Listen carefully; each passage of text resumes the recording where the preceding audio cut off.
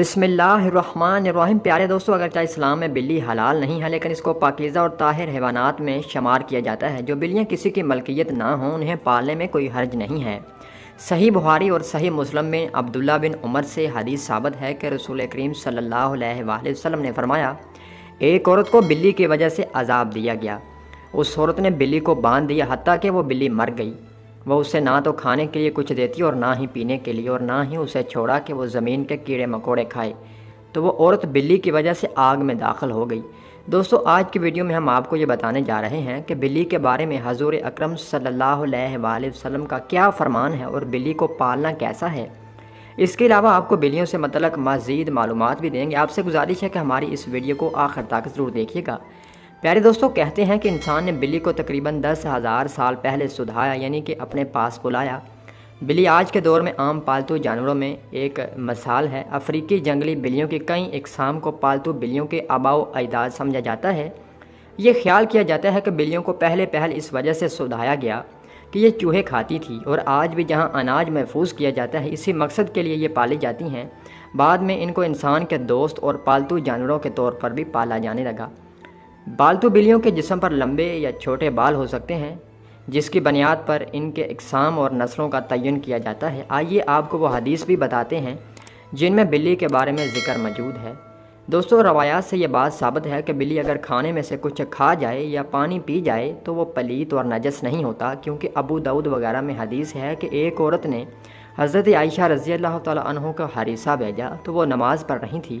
انہوں نے نماز ہی میں اشارہ کیا وہ کوئی اسے رکھ دے، تو بلی آئی اور آ کر اس میں سے ہریسہ کھا گئی۔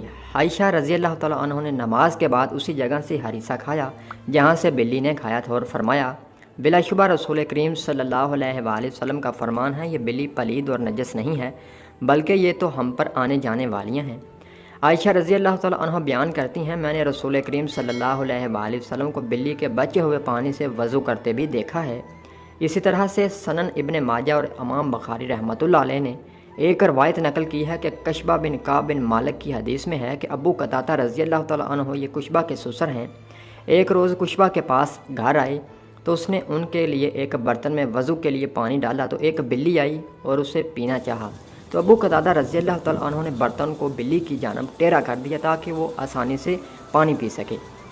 تو آپ رضی اللہ تعالیٰ عنہ نے دیکھا کہ میں انہیں دیکھے جا رہی ہوں، تو وہ کہنے لگے، میری بھتیجی، کیا تم اس سے تعجب کر رہی ہو؟ میں نے کہا، جی ہاں۔ تو انہوں نے کہا، نبی کریم صلی اللہ علیہ وآلہ وسلم نے فرمایا، یہ نجس نہیں بلکہ یہ تو تم پر آنے جانے والی ہیں۔ دوستو، جہاں تک گھر میں بلی پالنے کا سوال ہے تو اس بارے میں فقہا کا کہنا ہے کہ گھر میں بلی رکھی جا سکتی ہے، ایسا کرنے میں کوئی حرج نہیں، کیونکہ بلی موذو جانور نہیں ہے اور نہ ہی نجس ہے، یہ ہر ایک کو معلوم ہے، اس میں کوئی نقصان نہیں، بلکہ بلی گھر میں رکھنا فائدہ مند ہے، اس لیے کہ گھر میں پیدا ہونے والے کیڑے مکوڑوں اور سانپ اور چوہے کھا جاتی ہے۔ بلی کو گھر میں پالنے سے رزق میں برکت بھی پیدا ہوتی ہے، اور نجس اس لیے نہیں کہ حدیث میں نبی کریم صلی اللہ علیہ وآلہ وسلم نے اس کے نجس نہ ہونے کا بتلا دیا ہے۔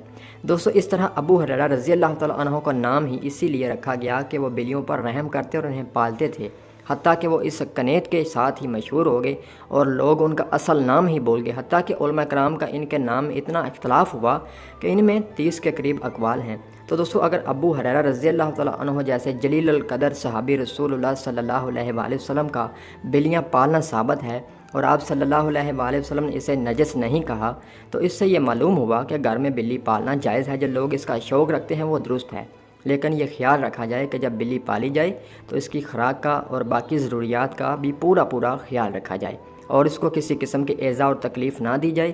دوستو، آپ کو گھر میں بلی پالنے کا ایک اور فائدہ بھی بتاتے ہیں جو کہ ماہرین نے بیان کیا ہے۔ ماہرین کے مطابق بلیوں کو انسانی لمس بے حد پسند ہوتے ہیں اور انسان بھی اس سے محظوظ ہوتا ہے، اسی لیے چاہیے کہ پالتو بلی کو اپنے ساتھ لپٹا کر بٹھایا اور سلایا جائے۔ یہ نہ صرف آپ کی بلی کو خوش کرے گا بلکہ آپ کو ڈپریشن سے بھی نجات دلائے گا، لہٰذا آپ بلی کو اپنا ڈپریشن کم کرنے کی غرض سے بھی پال سکتے ہیں۔ آئیے اب آپ کو بلیوں کے بارے میں کچھ مفید اور مزید دلچسپ معلومات بھی بتا دیتے ہیں جو کہ ماہرین کے تجربات کی بنیاد پر سامنے آئی ہے۔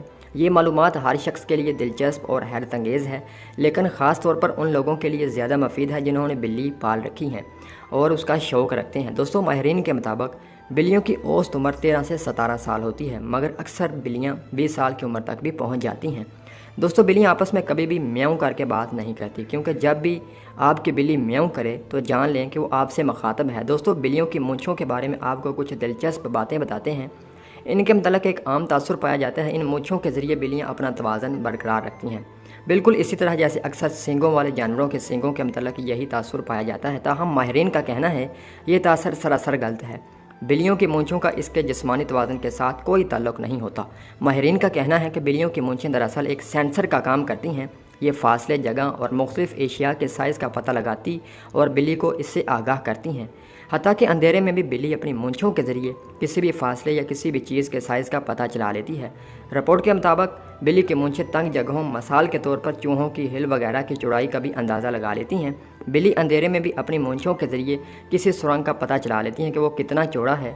अगर बिल्ली किसी तंग जगह में जाना चाहती है तो ये उसकी मूंछें ही हैं जो उसे बताती हैं कि वो इस तंग जगह में जा सकती है या नहीं, और कहीं अंदर वो फंस तो नहीं जाएगी।